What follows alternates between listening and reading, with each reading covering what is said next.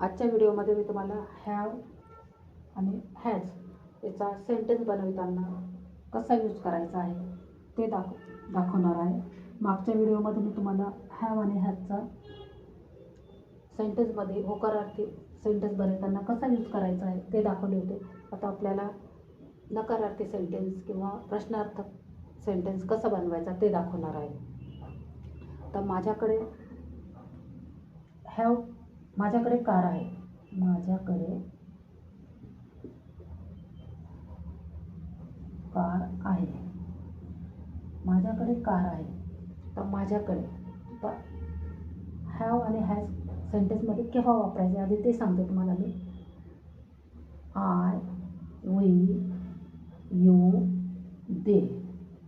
त्यावेळेस आपल्याला ज्यावेळेस सब्जेक्ट आय, वी, यू, दे असेल त्यावेळेस आपल्याला हॅवचा यूज करायचा आहे. किंवा हॅव कोणासोबत वापरायचा आपल्याला प्लुरल फॉर्मसोबत. आणि हॅज केव्हा यूज करायचा आपल्याला ही singular, he, she, it, other. त्यावेळेस आपल्याला हॅजचा यूज करायचा आहे. तर लक्षात आलं आपल्याला की हॅव आणि हॅज हे केव्हा यूज करायचे आहे. आता माझ्याकडे म्हणजे मी, हा काय झाला प्लुरल फॉर्म. त्यावेळेस काय वापरायचं आपल्याला आय. माझ्याकडे कार आहे. I have a car. I have a car. माझ्याकडे कार आहे. I have car. माझ्याकडे कार नाही आहे. माझ्याकडे कार नाही आहे. माझ्याकडे कार नाही आहे. हे काय झालं नकारार्थी वाक्य. आता माझ्याकडे कार नाही आहे. I don't have a car. आता आपण हे डोंट हॅव ह्या नाहीसाठी काय वापरलं आपण नकारार्थीसाठी I don't have a car. काय केलं फक्त I don't have a car. I आणि हॅवच्या मध्ये माझ्याकडे कार आहे. I have a car. माझ्याकडे कार नाही आहे. तर नकारार्थी शब्द आपण फक्त आय आणि हॅवच्या मध्ये नकारार्थी शब्द वापरला. I don't have a car. आपण I do not have a car पण वापरू शकत होतो. आय डू नॉट हे डू नॉटचं डोंट हॅव हे संक्षिप्त रूप आहे. आता माझ्याकडे कार आहे का. माझ्याकडे कार आहे का. माझ्याकडे कार आहे का हा झाला प्रश्नार्थक शब्द. काय झाले सेंटेन्स प्रश्नार्थक. माझ्याकडे कार आहे का हा प्रश्नार्थक वाक्य झाले. आता प्रश्नार्थक वाक्य असेल तर त्यावेळेस प्रश्नार्थक शब्द आधी घ्यायचा. तर माझ्याकडे प्रश्नार्थक शब्द do I have a car. Do I have a car प्रश्नार्थक शब्द. माझ्याकडे कार आहे का तर त्याच्यासाठी प्रश्नार्थक शब्द काय आहे. आता या कारसाठी do I have a car. काय केलं फक्त इथे नकारार्थी वाक्य काढून टाकलं. प्रश्नार्थक शब्द आधी घेतला. Do I have a car. तर आमच्याकडे कार आहे. आमच्याकडे तर आमच्याकडे इथे काय येणार फक्त आमच्याकडे कार आहे का.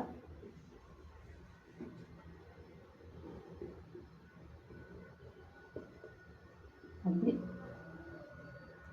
सोप्या पद्धतीने मी तुम्हाला शिकवते आहे.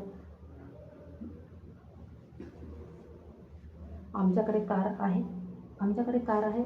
आमच्याकडे त्याच्यासाठी काय आमच्याकडे म्हणजे वी.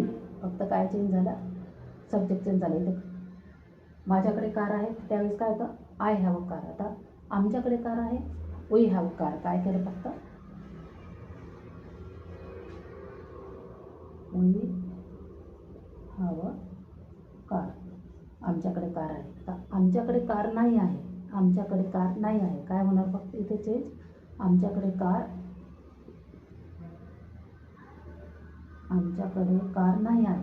तर ह्या आयच्या ऐवजी काय येणार आहे we don't have a car. आमच्याकडे कार आहे का. आमच्याकडे कार आहे का तर इथे काय करायचं आहे फक्त ह्या आयच्या ऐवजी we. Do we have a car.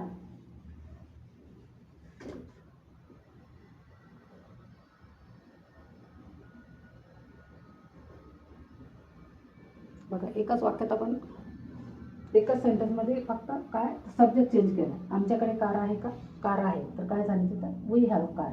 आमच्याकडे कार नाही आहे त्यावेळेस काय होणार, आमच्याकडे, तर वी डोंट हॅव कार. फक्त सब्जेक्ट चेंज झाले. आमच्याकडे कार आहे का, प्रश्नार्थक वी हॅव कार. त्यांच्याकडे कार आहे का, त्यांच्याकडे, इथं जर घेतलं आपण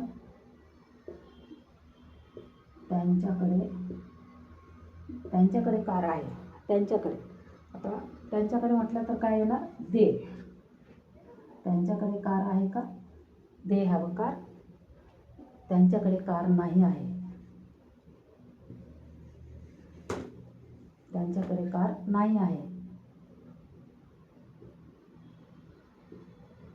त्यांच्याकडे कार नाही आहे. त्यांच्याकडे म्हटल्यावर काय येणार आहे, तर फक्त काय चेंज होणार आहे, subject. They don't have car. त्यांच्याकडे कार आहे का, त्यांच्याकडे कार आहे का,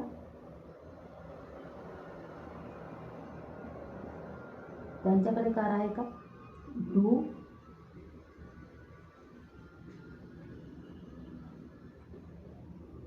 डू दे हॅव कार. बघितलं, फक्त सब्जेक्ट चेंज झालेत, बाकीचं सेंटेन्स जसाच्या तसा राहिला. आता माझ्याकडे कार आहे, माझ्याकडे म्हटलं तर काय येणार, आय हॅव कार. माझ्याकडे कार नाही आहे, आय डोंट हॅव कार. तर त्याच्याकडे कार आहे, दे हॅव कार. त्याच्याकडे कार नाही आहे, दे डोंट हॅव कार.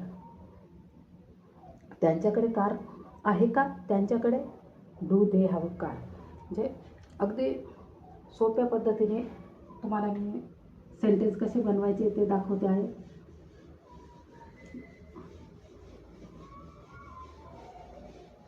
मी तुम्हाला आता हे प्लुरल फॉर्मसोबत सेंटेन्स कसा बनवायचा आहे, हॅवचा यूज कसा केला त्याच्यामध्ये आपण ते दाखवलं.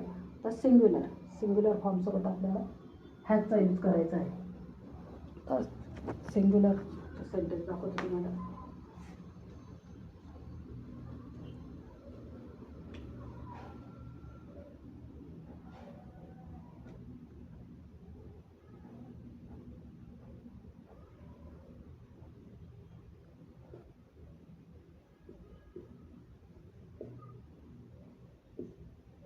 तिच्याकडे कुत्रा आहे. तिच्याकडे कुत्रा आहे, सी. तिच्याकडे म्हटल्यावरती सी हॅज अ डॉग. तिच्याकडे कुत्रा आहे, सी हॅज अ डॉग. तिच्याकडे कुत्रा नाही आहे, तिच्याकडे म्हटल्यावरती सिंग्युलर फॉर्म आहे. सिंग्युलर फॉर्म आला तर हॅजचा यूज करायचा आपल्याला. माझ्याकडे काय आहे, आता माझ्याकडे कुत्रा आहे तर काय आलं असतं, आय हॅव अ डॉग. माझ्याकडे कुत्रा आहे, आय हॅव अ डॉग. तुझ्याकडे कुत्रा आहे, you have a dog. You काय, तुझ्याकडे म्हटल्यानंतर काय झाला, प्लुरल. ज्यावेळेस सब्जेक्ट चेंज झाला तर काय प्लुरल फॉर्मसोबत काय तर हॅव. तर तिच्याकडे कुत्रा आहे, सी हॅज अ डॉग.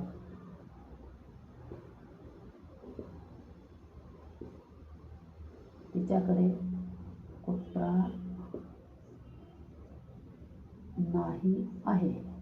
नाही आहे, हे काय झालं, नकारार्थी वाक्य झालं. तिच्याकडे कुत्रा नाही आहे तर कसं म्हणणार आपण, सी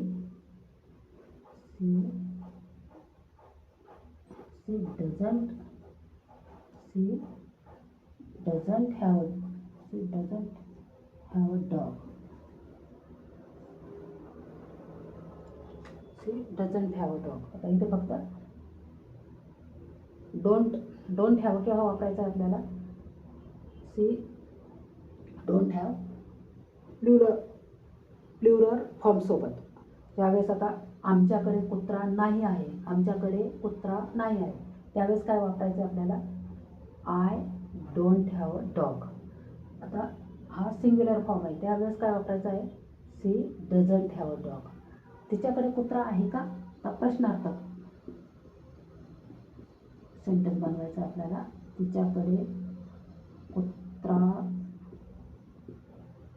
आहे का, तिच्याकडे कुत्रा आहे का, हा झाला प्रश्नार्थक सेंटेन्स झाला. आता तिच्याकडे कुत्रा आहे का, तर त्यावेळेस काय करायचं आहे, प्रश्नार्थक शब्द आधी घ्यायचा आहे. तिच्याकडे डज,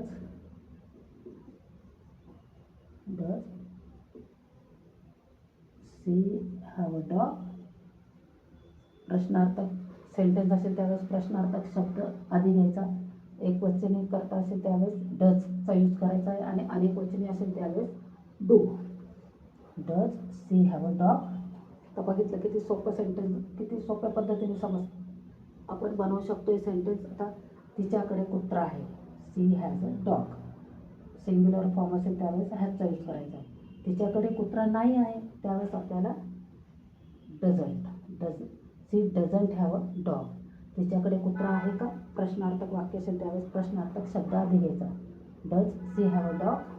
आता यामध्येच आपण आता सुरेशकडे कुत्रा आहे. सुरेश. आता तिच्याकडे ऐवजी आपण एखाद्या व्यक्तीचं नाव घेतलं, समजा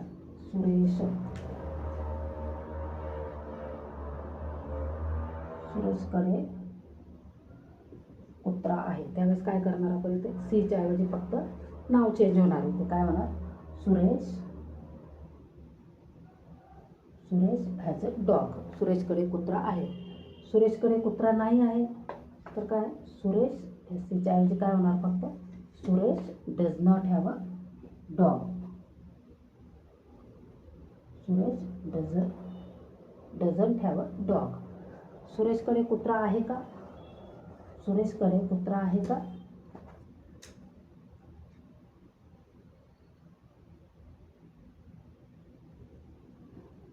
सुरेशकडे कुत्रा आहे का. तर इथे काय होणार आहे फक्त ते सीच्या ऐवजी काय होणार आहे Suresh. Does Suresh have a dog. तर इथे आपण असंही करू शकतो. त्याच्याकडे कुत्रा आहे.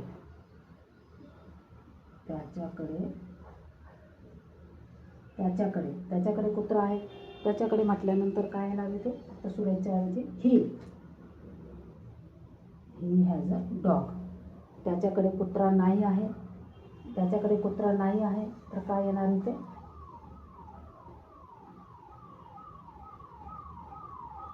त्याच्याकडे कुत्रा नाही आहे. He doesn't have a dog. त्याच्याकडे कुत्रा आहे का. त्याच्याकडे कुत्रा आहे का.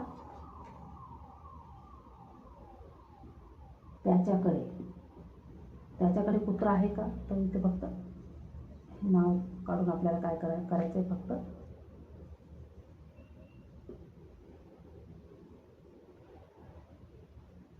Does he have a dog. बघितलं की ते सोप्या पद्धतीने आपण खूप सारे सेंटेन्स बनवू शकतो. तर हेच सांगितलं आहे तुम्हाला मी हॅजचा सेंटेन्समध्ये कसा यूज करायचा आहे. होकारार्थी नकारार्थी किंवा प्रश्नार्थक शब्द असेल त्यावेळेस. तर आपण ही सी इट यासाठी दाखवलं तुम्हाला.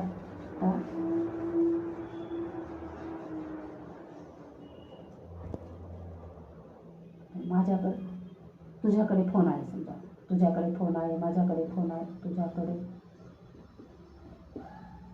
फोन आहे. तुझ्याकडे फोन आहे. तुझ्यासाठी काय येणार यू हॅव अ फोन. काय येणार यू हॅव अ फोन.